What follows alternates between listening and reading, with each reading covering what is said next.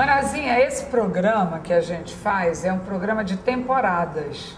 A gente faz uma temporada com várias pessoas maravilhosas, depois a gente dá uma parada e retoma o programa na nova temporada. A gente está quase terminando desse ano, o ano passou como um foguete e eu não podia deixar de convidar uma pessoa que eu tenho assim muita admiração e que é um dos médicos mais conceituados na sua área aqui em Manaus, na dermatologia. Eu estou falando do Dr. Ilner de Souza, da Clínica da Pele. Eu tenho que associar, Dr. Ilner, Clínica da Pele, Dr. Ilner de Souza. Tudo bem? Tudo bem, Norma. É um grande prazer estar contigo aqui, poder contar um pouquinho da nossa história. Ele é novinho assim, mano, olha, ele está jovem, porque hoje ele é uma pessoa que entende muito dessa área de estética e beleza e rejuvenescimento que todos nós gostamos, né? Mas ele já tem uma estrada, uma trajetória, uma vida muito legal na dermatologia aqui em Manaus, né, doutor? E eu queria que você, eu vou te chamar de você, que você é muito jovem. Eu queria que você contasse um pouco da tua história, infância.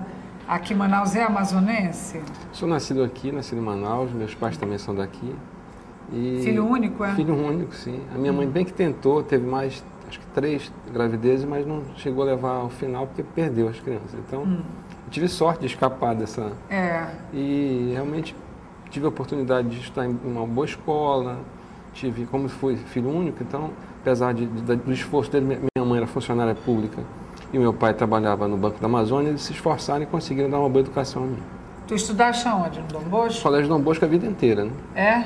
Desde pequeno, e inclusive além da escola tradicional, eu passei muitos anos com a dona Adelaide Macedo.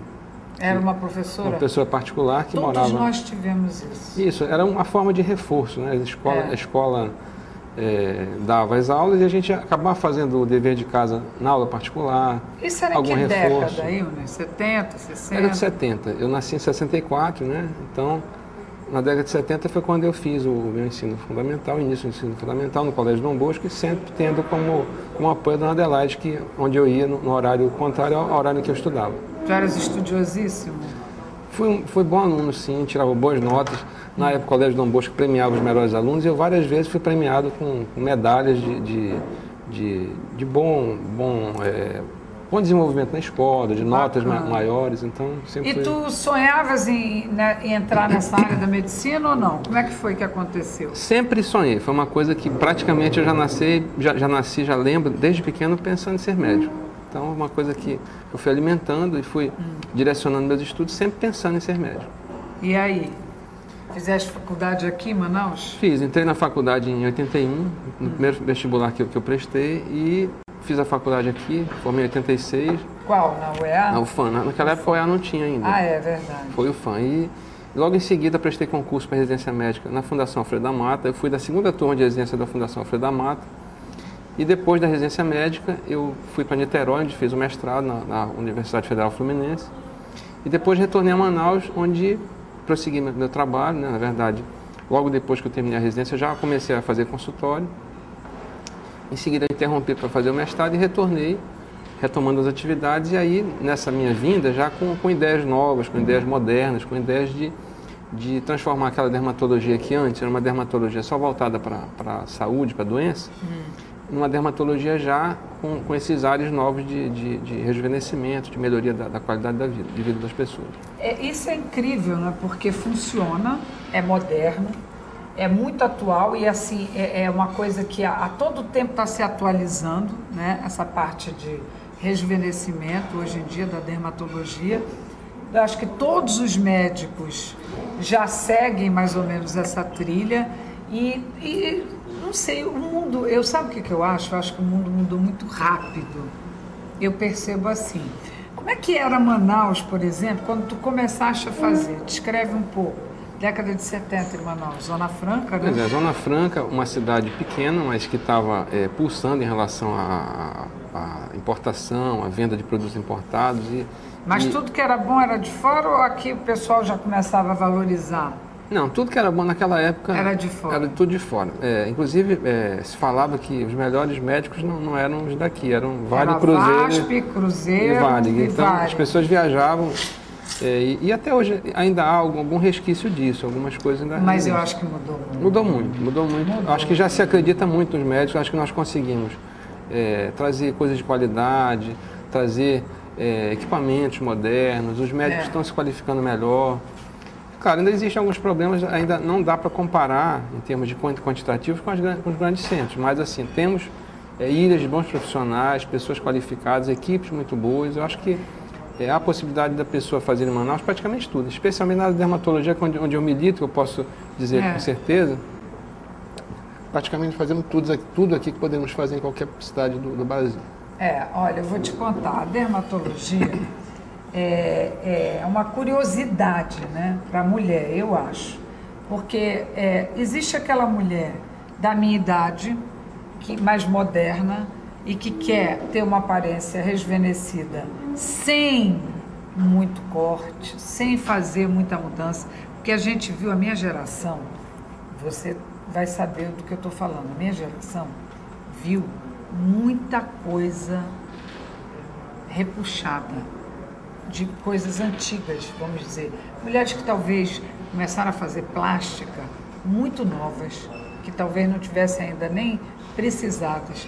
E você vê o resultado, às vezes, com o tempo, fica aquilo, né? Muito repuxada. E hoje em dia a mulher rejuvenesce naturalmente. E isso é muito interessante. Foi uma mudança drástica. Você ainda vê gente na rua dessa época. Eu conheço, inclusive, uma pessoa, uma apresentadora de televisão nacional, que ela deve ter feito plástica muito nova e hoje ela deve ter se arrependido amargamente, porque as marcas estão lá. E hoje você vê as atrizes da Globo, elas estão novinhas em folha sem mexer na forma, né? no jeito. Como é que era? O que ocorria, Norma, é que antes o conceito era outro. Antes a dermatologia, mas mudou rápido, a dermatologia, foi muito rápido. Inclusive na época que eu formei, ainda era uma dermatologia voltada para doença, voltada para tratar doenças alérgicas, hanseníase, leishmaniose. Inclusive a minha formação inicial no Alfredo da Mata foi basicamente voltada para isso. Então, tinha muito hanseníase. Tinha muita gente na rua. A história da lepra que chamava. A história da dermatologia se confunde com a história da hanseníase, no estado do Amazonas, inclusive. A Fundação Alfredo da Mata, ela foi iniciada em 1955, né? Esse nome é Alfredo da Mata, em homenagem a um médico dermatologista e sanitarista que atuava no estado, que morreu um ano antes da fundação da Fundação Alfredo da Mata, hoje Fundação Antidispensário, etc. E a história da dermatologia no estado do Amazonas se confunde com a hanseníase, já que a prevalência era alta, nós tratávamos, eu fiz parte, inclusive de uma equipe de pesquisas em relação à multidrogoterapia. Eu queria que tu até explicasse pra gente, que é uma curiosidade minha, porque quando eu era criança tinha muito leproso na rua, eu nunca esqueço disso. E a gente via as pessoas sem dedo, sem uma parte do corpo, aquela coisa agoniada, vinham perto do carro, eu era criança, eu tinha um medo horroroso. Aí as pessoas diziam assim, não, isso lepra pega. A gente vai sendo, depois que você vai tendo a informação, você vai mudando o conceito. Mas antigamente era isso que a gente via aqui. E isso acabou, né, completamente. Bom, a história da hanseníase, chamada de lepra anteriormente, isso começou a partir de 600 a.C. Eu sei. Então, essa história começa na história antiga. Então, ela foi transformada numa coisa como se fosse pecaminosa ou num castigo divino, a partir de inscrições da própria Bíblia, que fala que onde sentou um leproso, por 1000 anos outra pessoa não poderia sentar. Então isso criou uma cultura de que a lepra é uma coisa incurável, que é o que é a lepra? É um castigo. A lepra é falta doença. de banho, não sei o que, todos contavam. A lepra, ou hanseníase, vamos chamar de hanseníase, é uma doença em que é uma infecção bacteriana, uma bactéria que se transmite de pessoa para pessoa, precisa que haja um doente não tratado e que esse doente conviva com alguma família, com alguém, e você, através desse contato íntimo e prolongado, você adquire a doença. Entendi. E vai se manifestar inicialmente com uma mancha branca, uma mancha dormente, que pode passar desapercebida, dependendo da localização dela.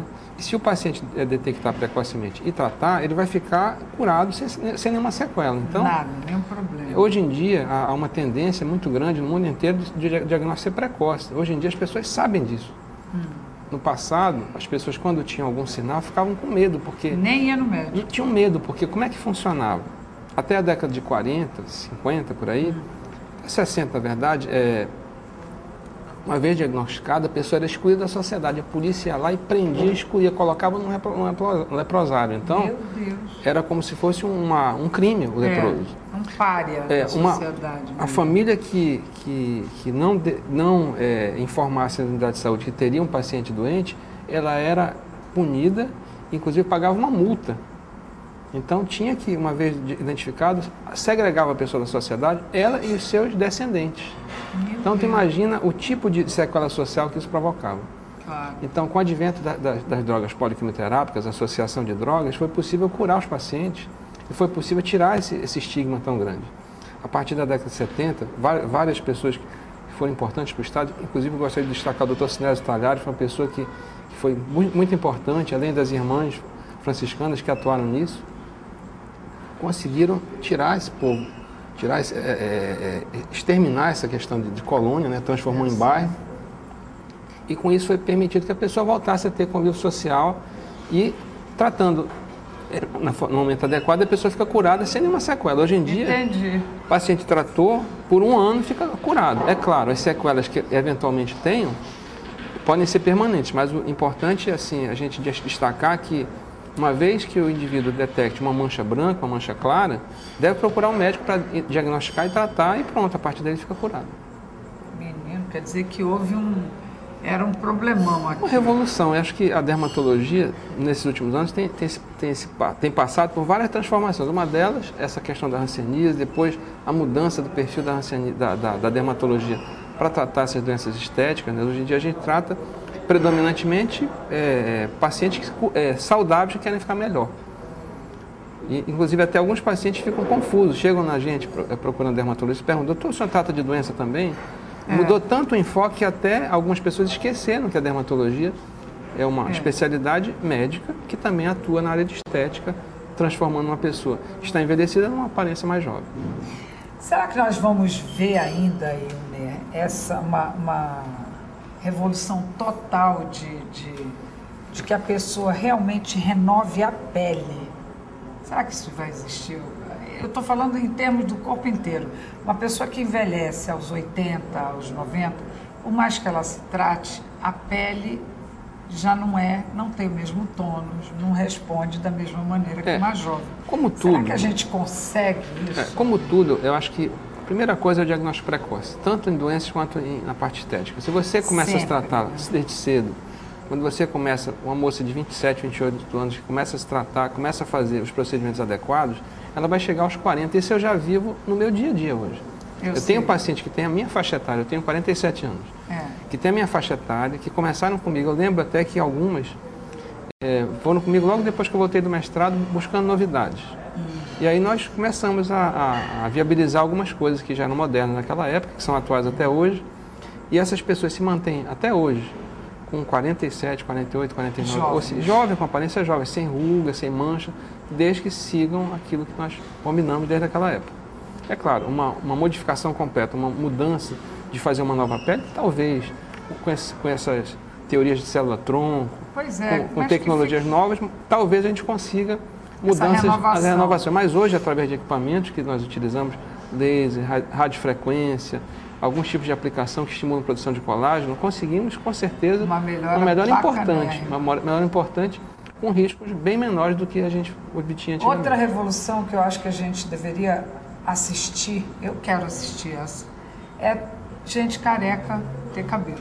Mas isso já está em andamento com células-tronco, existem culturas de células-tronco para você fazer o replantio, digamos assim, na área onde não tem cabelo. Porque isso é muito triste. Isso está em andamento. Não tem ainda viabilidade para fazer em larga escala, mas já existem trabalhos bastante adiantados que vão, nos próximos anos, permitir esse tipo de técnica.